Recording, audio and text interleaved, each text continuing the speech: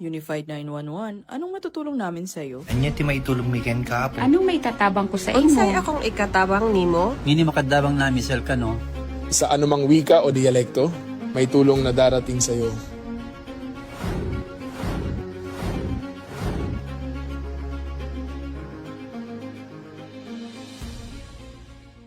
Lilingkod sa bawat Pilipino at magbibigay ng tamang impormasyon para sa tahimik at maayos na Pilipinas. Police News Network, alagad ng batas, tagapagtaguyod ng balitang pulis, sandigan ng mamamayan, patnubay ng katotohanan. Kampo Krame, maghahatid ng pinakahuling kaganapan at nagbabagang balita. Ito ang PNN Police News Network. At ngayon, ang inyong mga tagapagbalita. Magandang araw, Bagong Pilipinas. Ako ang inyong alagad ng batas, tagataguyod ng balitang pulis. Ako po si Patrolman Regan Robles mula sa PNP Aviation Security Group. Maghahatid sa inyo ng tamang balita, kwento ng pulis at serbisyo para sa mamamayan.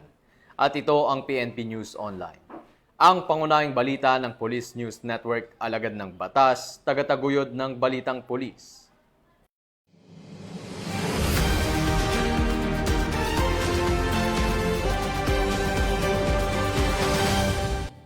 Narito ang mga balitang hatid ng ating PNN correspondents mula sa iba't ibang panig ng bansa.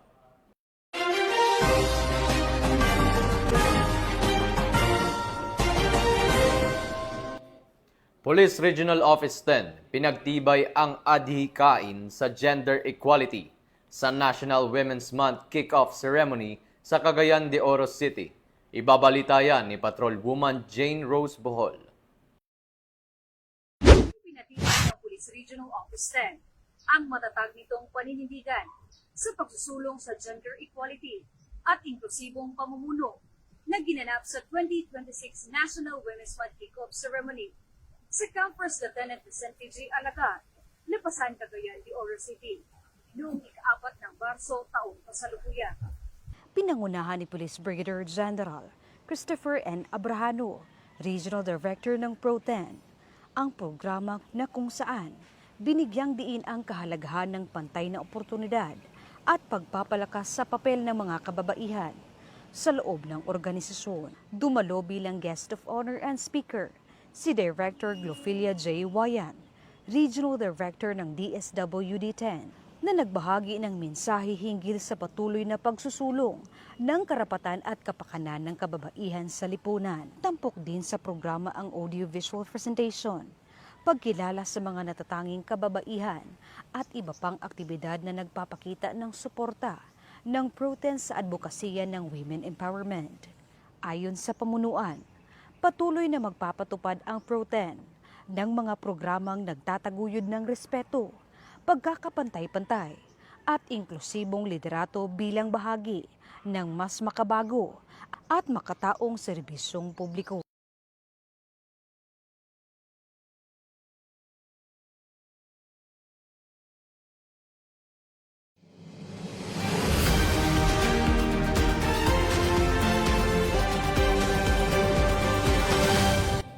Maraming salamat, Patrolwoman Bohol. 40 taong gulang na lalaki na may kasong unjust vexation, arestado sa mga tauhan ng PNP Anti-Cybercrime Group sa Ifugao. Patrolwoman Mary Grace Artisuela magbabalita. Isang 40 anyos na wanted person sa Lamot, Ifugao ang arestado matapos itong silbihan ng warrant of arrest ng mga operatiba ng Ifugao Provincial Cyber Response Team ng RACUCAR matapos itong mag-post sa social media ng mapanirang puri at walang katotohanang salaysay laban sa biktima. Ang akusado ay nahaharap ngayon sa paglabag sa Article 287 Unjust Vexation na may kaugnayan sa Cybercrime Prevention Act na may itinakdang piyansa na 30,000 piso. Binigyang diin ni Acting Director Police Brigadier General Wilson Asweta na ang online harassment sa anumang anyo gaano man ito kaliit tignan ay maaaring magdulot ng seryosong pananagutang legal. Muling pinaalalahanan ng mga otoridad ang publiko na maging responsable sa paggamit ng social media at tiyakin na ang mga ibinabahaging impormasyon ay makatotohanan at hindi nakapipinsala sa iba. Mula dito sa Campo Crame, ako ang inyong PNN correspondent, Patrolwoman Mary Grace Artizuela, nagbabalita para sa Police News Network, alagad ng batas, tagataguyod ng Balitang Pulis. Maraming salamat, Patrolwoman Artizuela. Matapos ang isang matagumpay na law enforcement operation, arestado ang isang regional priority target dahil sa kasong robbery sa mga tauhan ng Defon Police Station. Police Staff Sergeant Jeff John Nabasa, ibalita mo. Hindi na nakapalagpang lalaking ito matapos arestuhin ng kapulisan ng Defon Police Station Quirino ang itinuturong leader ng heinous drug group kabilang sa regional target list ng PDEA at itinuturing na regional priority target ng Police Regional Office 1 at nakalista rin sa ilalim ng National Copland Scarface 2024 ng NIP Rainbow at membro ng isang criminal gang at matagal nang tinututukan ng mga otoridad. Bilang bahagi ng pinagting na pagpapatupad ng PNP Focus Agenda laban sa kriminalidad, ay tuluyang napasakamay ang itinuturing na Regional Priority Target List individual sa isinagawang Joint Law Enforcement Operation. Bandang alas 11 ng umaga, dito lang ika-2 ng Marso, taong kasalukuyan sa Barangay San Antonio, Defon, Quirino. Kinilalang naresto na si alias Mando, residente ng Kamanang Roadside, Ordaneta City, Pangasinan. Siya ay naharap sa kasong robbery na may inirekomendang piyansang 72,000 pesos para sa kanyang pansamantalang kalayaan.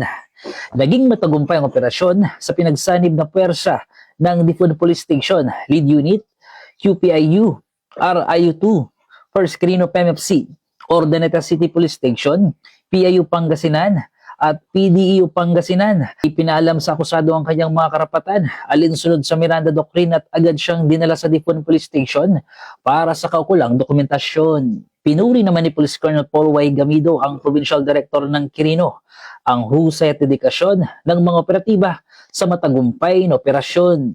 Aniya, isa lamang itong patunay ng matatag na paninindigan ng QPPO Valley Cops na sugpuin ng kriminalidad at palakasin ang seguridad. Kanya ring pinasalamatan ang suporta ng pamahalaang panlalawigan ng Quirino kaysa sa layunin ng PNP, paghatid ng serbisyong may integridad, kahusayan at malasakit sa taong bayan.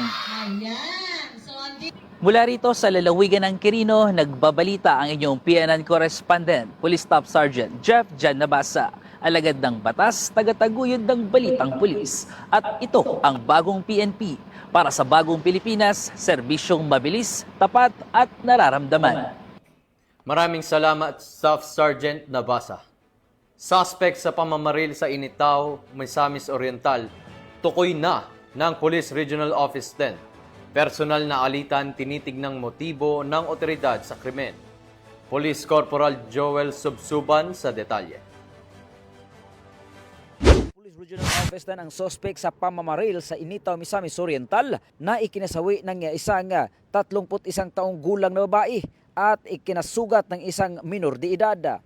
Sa press briefing noong Marso 2, sinabi ni Police Brigadier General Christopher N. Abrahano, Regional Director ng Police Regional Office 10, na personal na alitan ang nakikitang motibo sa krimen at may natukoy ng person of interest na itinuturing na pangunahing sospek. Nagtamo ng tama ng bala sa ulo ang babaeng biktima na naging sanhi sa kanyang agarang pagkamatay. Samantala, sugatan ngunit ligtas ang minor de edad na kasama niya at itinuturing na pangunahing saksi sa insidente. Nag-deploy na ng mga pulis upang tiyakin ang seguridad ng bata habang nagpapatuloy ang investigasyon. Nakikipag-ugnayan na rin ang Police Regional Office 10 sa Office of the Prosecutor para sa pagsasampa ng kaukulang kaso.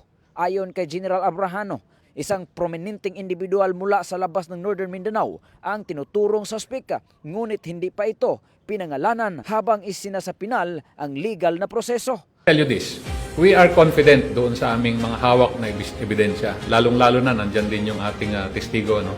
At habang nagki-case build up, habang nag-uusap yung ating prosecutors, habang pinapatibay yung kaso laban doon sa prominenteng taong yon, we are growing confident, more confident that we have an airtight case. And once na lumabas yung warrant of arrest, we will implement that warrant of arrest. Mula dito sa Campo Alagar, ako po ang inyong Police News Network correspondent mula sa Regional Public Information Office ng Police Regional Office 10, Corporal Joel Lazaro Subsuban, alagad ng batas, tagataguyod ng balitang pulis.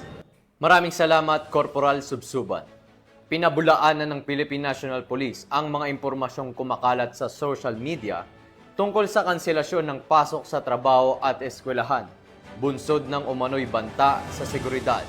Magbabalita dyan si Patrolwoman Maria Sara Bernales. Inaw ng Philippine National Police na ang kumakalat na post sa social media tungkol sa nationwide work at class suspension mula March 4 hanggang 6 dahil sa isang umano'y banta sa seguridad ay walang opisyal na basihan at hindi mula sa anumang gobyerno. Wala pang napatunayan na banta sa seguridad at patuloy ang koordinasyon ng PNP sa mga ahensya para sa kaligtasan ng publiko. Inihikayat naman ang publiko na umasa lamang sa opisyal na pahayag mula sa mga otoridad. Ang PNP Anti-Cybercrime Group ay nagsasagawa na ng investigasyon at bibigyan ng kaukulang aksyon ang mga responsable sa pagpapakalat ng mga maling impormasyon. Ako po si Patrolwoman Sari Bernales, nagbabalita para sa Police News Network. Alagad ng batas, tagataguyod ng balitang pulis. At ito ang bagong PNP para sa bagong Pilipinas. Serbisyong mabilis, tapat at nararamdaman. Mahigit 7 milyong pisong halaga ng smuggled na sigarilyo na kumpiska sa operasyon ng Philippine National Police sa Zamboanga City. Bunga ito ng puspusang operasyon ng PNP laban sa smuggling. Ang buong detalye ng report ay mula kay Patrolwoman Maria Sara Bernales. Police News Network, alagad ng batas, tagapagtaguyod ng balitang pulis.